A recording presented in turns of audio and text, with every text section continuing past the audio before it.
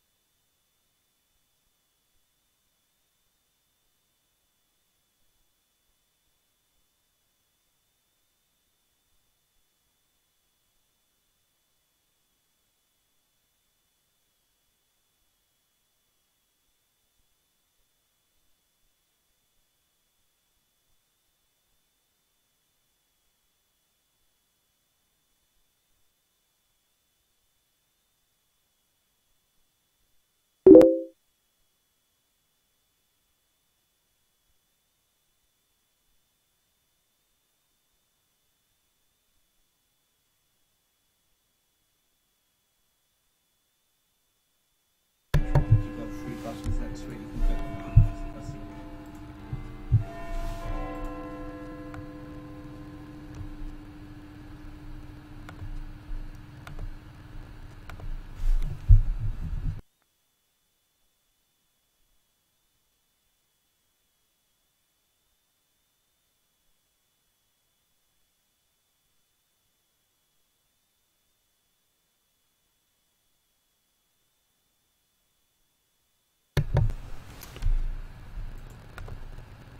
Well, ladies and gentlemen, welcome to the third attempt at an e-conference on Thursday.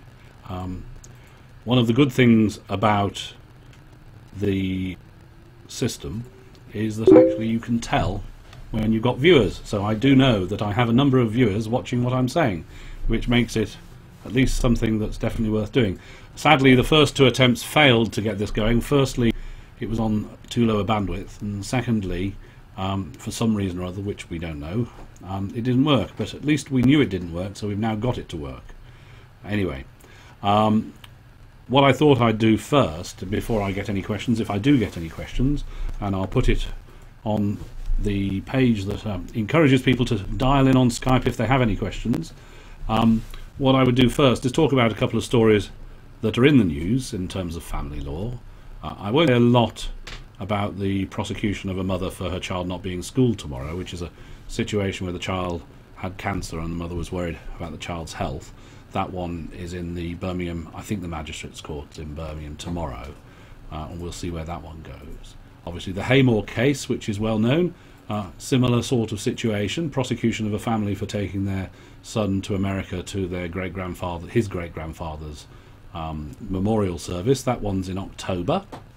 And we have the King family, who were issued an arrest warrant and imprisoned, taking their son out of the country because they were worried that he would be taken into care, as in have an emergency protection order placed on him. He would have then kept in hospital, and they've been kept away from him, and then he'd be given treatment where they want an alternative approach to treatment. Not alternative in the sense of not mainstream medicine, but alternative in the sense of proton therapy. What was interesting about what happened there is that a European arrest warrant was used, and I think the reason they used that was because that would be an easy way, in theory, of getting Asha back to the UK.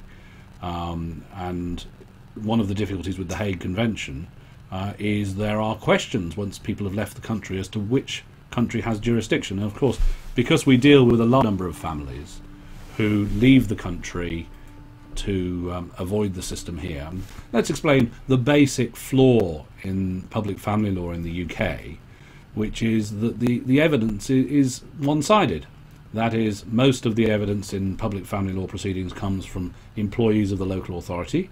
As we know from Rotherham, they're instructed what to do, even if it's not in the best interest of the child. I'm not saying that's what always happens, but that's clearly a problem.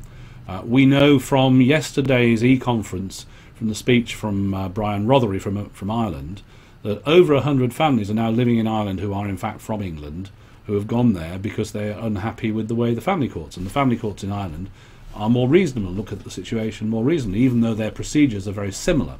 In part, that is because the local authorities there are not under pressure to deliver adoptions. We know of the case of Joanne Quick, who was fired because she wanted to return a baby to the family, and the management wanted to keep the baby for adoption. And so she was fired by Leicester City Council about a couple of years ago. And that sort of thing obviously doesn't give people that much confidence as to the reliability of proceedings, and so people have gone all over the place. And we had a problem yesterday with the e-conference in that people were dialing a version of Skype that was on a mobile phone not in the room, and so couldn't get through. And on this occasion I'm encouraging people to dial in on Skype if you wish to dial in on Skype, because I have a few minutes to answer questions, and I think one of the issues about accountable democracy is that we are elected to study issues and make decisions in Parliament, but it's useful also to explain this. I don't mind what the questions are about. If you've got some questions you'd like to ask, I have, I think, about another 5 to 10 minutes that I can spend here answering questions, and we'll see where that goes.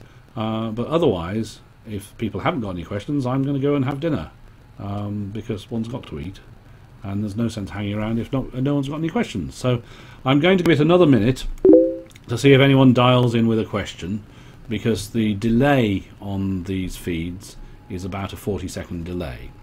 And although I recognise there are people viewing me whittering on it the way I am at the moment, this is really set up to do a test of the system rather than to actually allow me to witter on at great length about whatever comes at the forefront of my mind. So please do dial in if you have any suggestions as to what you might want to ask questions about. The Skype names to use are john.a.hemming2 or john.a.hemming.4, and I'd be very happy to receive any questions. And that's, I know I haven't got a lot of viewers, but I do know I have some viewers, and it's a plural number, which is helpful. And I do thank you for listening in on this, even if it's not doing much good at the moment. So perhaps I should talk about other things in Parliament today. We had the debate about puppies and kittens, which unsurprisingly there wasn't a vote on that, and I did say to my constituents that I was concerned about puppy and kitten farming. Michael Curtis, right. Michael, John, how are good you? evening to you. I've got through. Good. Let's see. have. Can I get this? Yes, I've got you on video. How about that? Okay. Do you want to ask a question? I do indeed want. I really wanted to raise a discussion topic because it's something which I hope will come up more possibly in the House in the autumn session, and that's the matter which seems to be growing across the country, and the concerns which need to be raised about social service officers who are actually spending frontline time monitoring the social networking activities of parents in care. Indeed, only last evening I received a message from someone who was actually being sent to prison because of the comments that they had posted about their case and the concerns which they had. on one of the social networking sites, and they were given a certain number of weeks in jail for it. But it is a growing concern. There are major operations running currently in Hertfordshire and in Luton that I know of, and I suspect they are also now expanding into other local authorities throughout the country. Yeah, well, thank you for raising that point. I take my earpiece out to respond to it because the earpiece slightly delays the sound and it gets a bit confusing. There are a number of issues here. One issue is the imprisonment of people in secret. Now, there was a new practice guidance produced last year in April, which said that people should not be imprisoned in secret.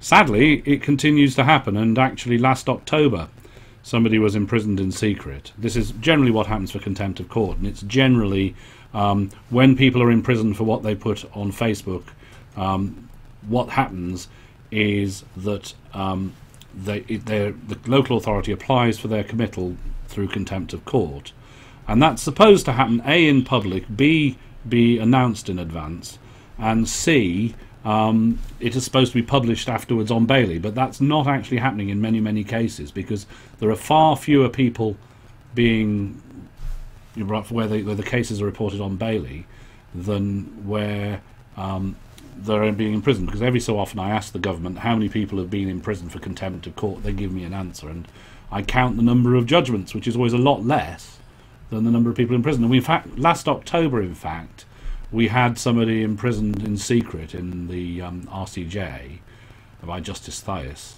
I then applied for a writ of habeas corpus, basically to contact her and explain how she could appeal, or even to get her released on that basis, and that was refused. So I've appealed on the basis that the court did not have a competent jurisdiction, because to be competent and imprison somebody in secret, they had to announce it in advance. I'm very pleased that on October the 14th that will be heard by the Court of Appeal. So that's one area. Another area is this question of, well, why are the social workers spending all their time looking at Facebook rather than trying to protect children from child sexual abuse and exploitation? A very blunt statement, but what is such the threat to the system that people are putting things on Facebook? And there are some serious questions there as to where the priorities lie. Obviously, it is a challenge to the system, but what was interesting with James Mumby's excellent judgment in respect of the Staffordshire case was that he said, well, actually, that information can't be a threat. But it is a question of detail, and I need to look at the individual cases before commenting on any individual case. I have heard of somebody in the Newcastle area being imprisoned recently, and I just need to check it out. But obviously I'll be keeping an eye on to see what happens there. But the wider issue of transparency is important. With the King family, obviously, I'm very pleased that the European arrest warrant was withdrawn. Normally in those circumstances there'd be an injunction, and all the publicity would have been prevented through the use of an injunction. So we see how, on what is obviously a family law case, as the father said, Brett King, when he went, he was a refugee from the UK because he was threatened with care proceedings, an EPO, an emergency protection order. So it is interesting, the priorities of the local authorities is that they feel at risk because of people talking about what they're doing. And in many ways, that publicity is important. You cannot hold the courts to account without public discussion of what goes on. Does that give you some answers? I think too, there is another side to this as well.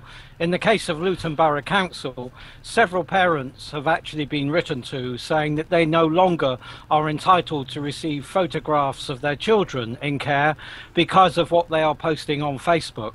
And you know, there are implications from this. It's emotional blackmail at the end of the day. Yeah, and the local authorities do use threats about contact in a completely inappropriate way from time to time. The difficulty is you have to challenge that through the courts, and then if you only get to a district judge, the difficulty then is you can only appeal that to a high court judge, and so it tends not, in Birmingham for instance, cases like that tend to not get out of Birmingham because they're not given permission to appeal, and so you have to then go off to the European Court of Human Rights, which in this area has been mainly hopeless, to be honest. So there are issues there. Michael? Yeah, well, the evidence that I'm collecting here at the moment does show that some of these are very large campaigns. There's a lot of work and a lot of time going into it by local authorities. As you so rightly say, this is worrying in itself when social workers should be doing other things.